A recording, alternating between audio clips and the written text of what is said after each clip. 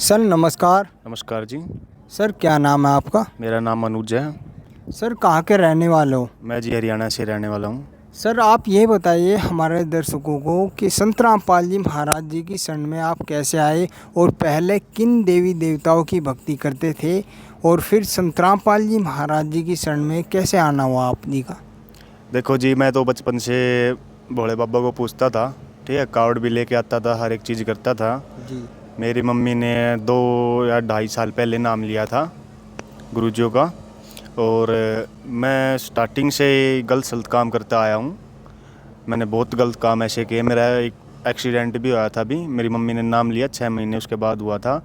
मेरा एक्सीडेंट हुआ था 150 की स्पीड में, ये दांत टूट गए थे, मरता मरता बचा था। फिर दोबारा बाइक पे हुआ था एक्सीडेंट और मेरे को बहुत लॉस हो गया, 40-50 लाख रुपए का लॉस हो गया। सैलून किया था, जूस की दुकान की थी, मैंने बहुत धंधे किए थे, मतलब हर एक चीज़ में लॉस है अब तक। और अब ऐसी पर्सनली मेरी दुश्मनाई किसी के साथ ऐसी जुड़ गई है जो मतलब लास्ट है। तो अभी 3 या 4 दिन पहले मैंने नाम लिया है। अभी मेरे को कोई भी टेंशन नहीं है, कोई भड़क नहीं है। मैंने थोड़ा सत्संग सुना है, नाम दीक्षिणा लिया है और अब थोड़ा बेटर फील हो रहा है। सर आप ये बताइए, जैसे आप कह रहे हो संत रामपाल जी महाराज जी के चरणों में आकर और बहुत अच्छा फील हो रहा है, आपकी जो बुराइयां थी उससे भी आपको राहत मिल रही है, ठीक है। आप ये बताइए जो पहले देवी देवताओं की आप भक्ति करते थे जैसे पूरा संसार करता है, ठीक है जी, तो उसके विषय में हमारे दर्शकों को आप ये बताइए क्या उस भक्ति करने से आपको क्या लाभ हुआ? देखो जी, ये तो मन का वो था एक, मैं भोले बाबा को ही पूजूंगा। जी जी देखो, हरियाणा में जितने बंदे होते हैं ना, हरियाणा के लोग ज़्यादा भोले बाबा को पूछते हैं। उनको अभी ये नॉलेज नहीं है। ये गुरुजियों का ज्ञान पढ़ेंगे तब नॉलेज आएगी। पुस्तक पढ़ो, सत्संग सुनो, तब पता चलेगा ज्ञान क्या है क्या नहीं है। तो सर आप ये बताइए जैसे संत रामपाल जी महाराज जी के शरण में आने का क्या कारण था और कैसे आए आप ये भी बताइए। सरकार तो ये है, ज़िंदगी को लास्ट मोड़ पे आ रखी थी, या जेल में या मर्डर सीधा जी ऐसे आ रखी थी। सिचुएशन ऐसी थी 3 या 4 दिन पहले। अभी नाम लिया, अभी कोई भड़क नहीं है, अभी कति माइंड फ्रेश हूँ मैं। लगता है मेरे को ये जो है झंझट ख़त्म हो जाएगा। पहले भी बहुत हो चुके हैं मेरी मम्मी दुआ करती थी, गुरुजी से प्रार्थना लगाती थी कि मेरा लड़का बच जाए। क्यों मैंने ना जितने हो सकते हैं ना मेरे पे मैंने गलत काम किए हैं, मैं खुद बोल रहा हूँ अपने मुँह से। जी जी और अब मैं सोच रहा हूँ आगे अपनी गुरुजियों के शरण में आ गया हूँ मैं, ये सारे गलत काम छोड़ दूँगा। और मेरी मम्मी ने नाम ले रखा है और मैंने ले रखा है।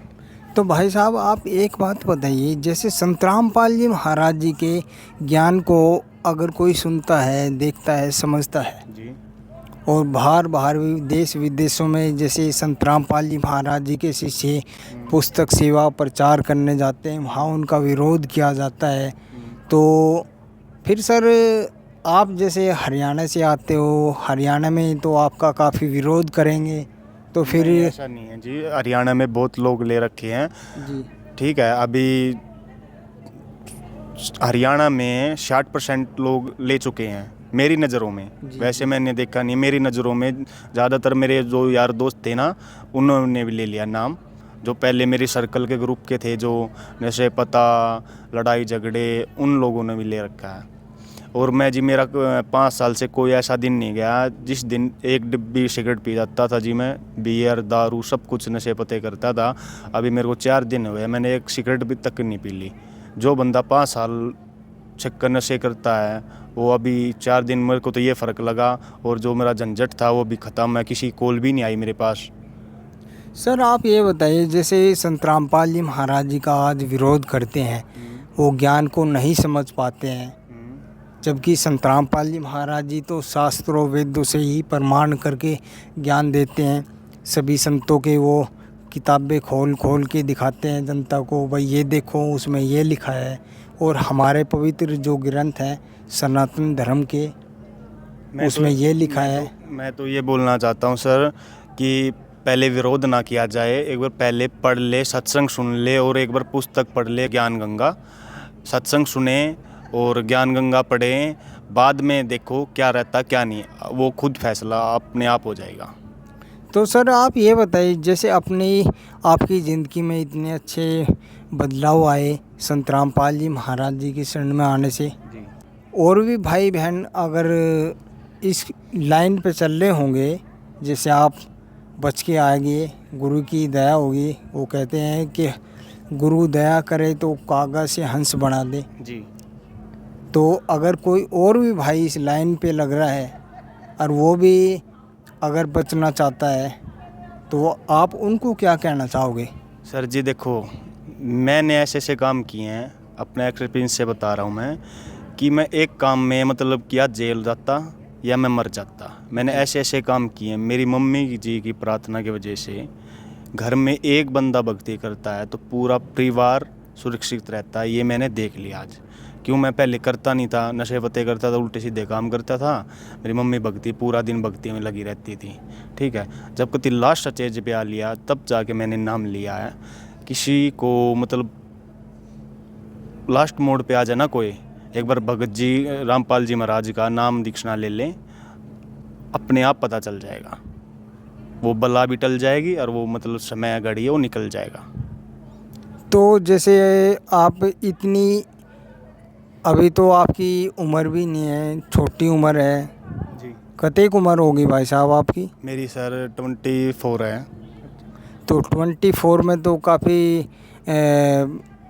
इस ज्ञान से बहुत कम लोग पकड़ पाते हैं इस ज्ञान को, जो आध्यात्मिक एक मार्ग होता है, ये सच्चाई का मार्ग होता है, पर इसको लोग वाग समझते नहीं हैं। तो आप कैसे समझ गए? मैं तो जी जैसे कि ना, मम्मी जैसे भक्ति करती थी, मैं उल्टे सीधे काम करता था। मेरे को खुद पता था, मेरी आत्मा अंदर को ये पता था कि मैं बच नहीं सकता इस कारण से। मैं बचता था, मैं मन ही मन सोचता था यार मम्मी भक्ति करती है और मतलब मैं इस वजह से बच जाता हूँ। अब जाके लास्ट स्टेज ऐसी आ रखी थी, चुगरते थे, मेरे रास्ते बंद हो गए थे, सब मेरे दुश्मन हो गए थे। ठीक है, लास्ट में यही रास्ता था मेरे पास, इससे ज़्यादा रास्ता तो या फिर मार काट का था, इससे ज़्यादा मैं कुछ नहीं कह सकता। सर आप ये बताइए, जो दर्शक इस वीडियो को देखें, आपकी आवाज़ को सुने, जी उनको आप क्या कहना चाहोगे देखो, जो इस लाइन पे चल रहे हैं अभी? देखो जी मैं जैसे आपने बताई अपनी आप बीती, जो आपके कार्य को करना चाह रहे हैं या कर रहे हैं, उनको क्या कहना चाहोगे? दर्शकों को ये बताना चाहता हूँ, इस लाइन पे ना चलें। इस लाइन में टारगेट दो ही होते हैं, या मौत होती है या जेल होती है। इन सब कामों में कुछ नहीं रखा है। ये काम छोड़ के भक्ति लाइन पे चलो। एक जीवन मिला है मनुष्य को, ये अच्छे से व्यतीत करो।